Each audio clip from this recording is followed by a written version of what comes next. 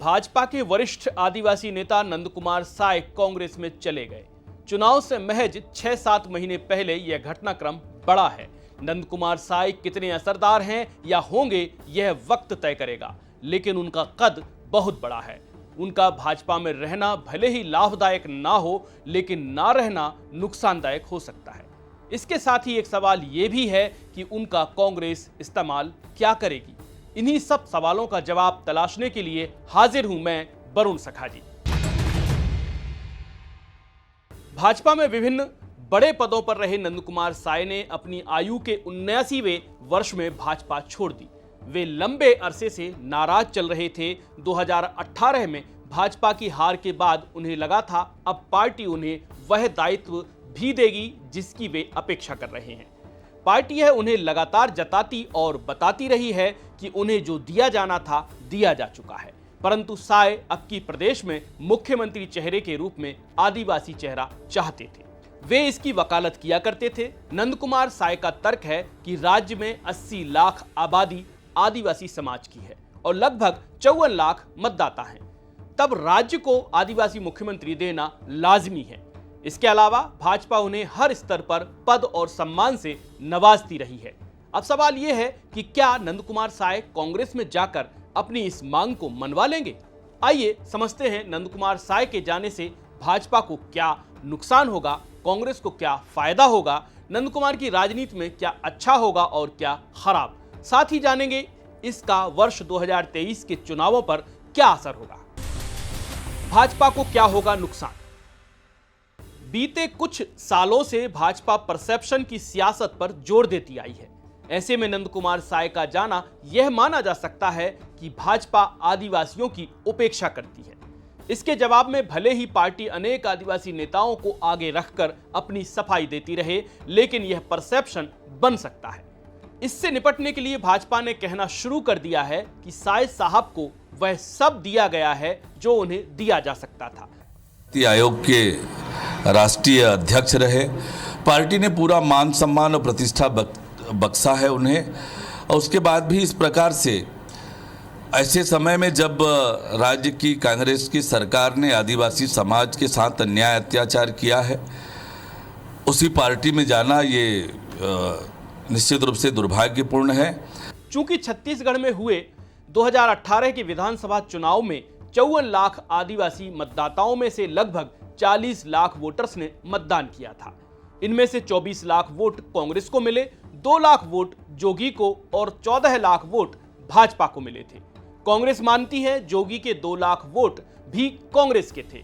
ऐसे में भाजपा आदिवासी वोटों के मामले में कांग्रेस से लगभग 10 लाख के फासले से पीछे है। लेकिन लोकसभा चुनाव में हालात पलट गए। 2019 में पड़े कुल आदिवासी वोट माने गए 42 लाख, भाजपा को मिले लगभग 34 लाख। यानी अर्थ निकाला गया आदिवासी केंद्र की मोदी सरकार से खुश हैं, लेकिन प्रदेश में वे नाखुश हैं। इस कैलकुलेशन को पूरा करने के लिए भाजपा ने कांग्रेस के रेबेलियंस के छिपे हुए समर्थन से चल रहे सर्व आदिवासी समाज को मौन समर्थन देना शुरू कर दिया। अनुमान था कि भाजपा नंद कुमार साय के आदिवासी मुख्यमंत्री वाली बात को खारिज करते हुए सर्व आदिवासी समाज के जरिए कांग्रेस भाजपा के बीच पैदा हुए अंतराल को खत्म कर सकती है। नंद कुमार साय यह समझ रहे थे, वे कहते रहे हैं आदिवासी वोटर्स का जुड़ना जरूरी है, और अब वे कहेंगे आदिवासी वोटर भाजपा नहीं जोड़ना चाहती। बस यहीं से भाजपा को परसेप्शन स्तर का नुकसान शुरू होगा। कांग्रेस को क्या फायदा है? कांग्रेस 2018 के बेस के मुताबिक 24 लाख आदिवासी वोटर्स, 29 आदिवासी विधायक, 1 आदिवासी प्रदेश अध्यक्ष, 3 मंत्रियों के साथ सबसे ज्यादा आदिवासी नेतृत्व वाली पार्टी दिख रही है। इस लिहाज से देखें तो नंद कुमार साय का जुड़ना और प्लस होगा। कांग्रेस राज्य में 2 परसेप्शन पर काम कर रही है। पहला वह छत्तीसगढ़िया संस्कृति की पैरोकार के रूप में पेश होती आई है। दूसरा, आदिवासियों को आनुपातिक रूप से प्रतिनिधित्व देकर वह इस मोर्चे को भी संभालती रही है। इस परसेप्शन को एंडोर्स करने वाला चेहरा होंगे नंद कुमार साय। यानी कांग्रेस को साय के आने से परसेप्शन का फायदा तो मिलेगा ही। नंद कुमार साय को पर्सनल क्या फायदा? अब बात करते हैं नंद कुमार साय को आखिर इसका पर्सनल क्या फायदा होगा। वे पहले ही भाजपा में अच्छी भूमिकाओं में रहे हैं, राष्ट्रीय स्तर पर पहचाने जाते रहे हैं। कांग्रेस उन्हें क्या दे सकती है? यह सच है कि कांग्रेस उन्हें प्रदेश अध्यक्ष नहीं बना सकती, ना मुख्यमंत्री का चेहरा बना सकती, जबकि उनकी मौलिक मांग और भाजपा से असहमति यही थी कि वे आदिवासी सीएम चेहरा चाहते थे। तो यह साफ है कि नंद कुमार साय को यहां व्यक्तिगत रूप से अधिक कोई फायदा नहीं दिख रहा। वे 2003 से जारी अपने असमंजस को सिर्फ यहां खत्म कर पाएंगे। नंद कुमार साय को क्या नुकसान?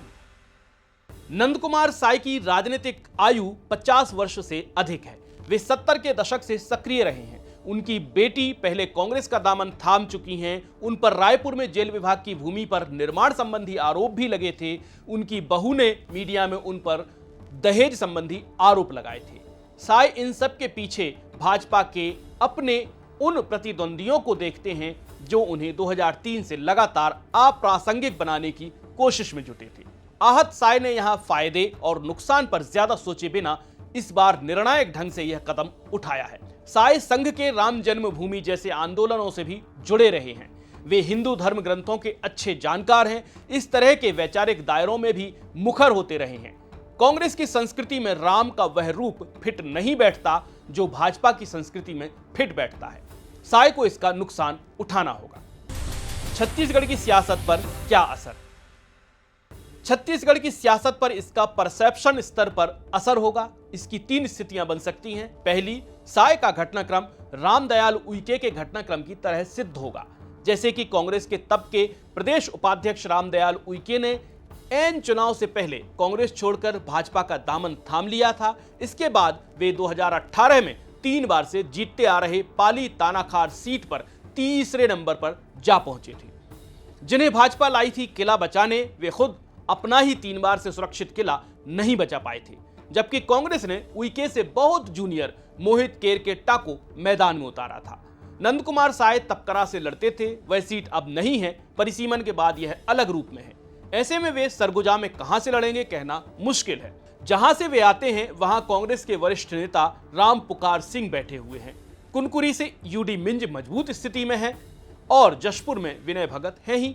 ऐसे में साय सरगुजा की किसी सीट से जाएंगे तो नतीजे अपेक्षित आए जरूरी नहीं। एक इस्तेमाल जरूर हो सकता है कि उन्हें सरगुजा लोकसभा से लड़ा दिया जाए, चूंकि वे वहां से सांसद रह भी चुके हैं।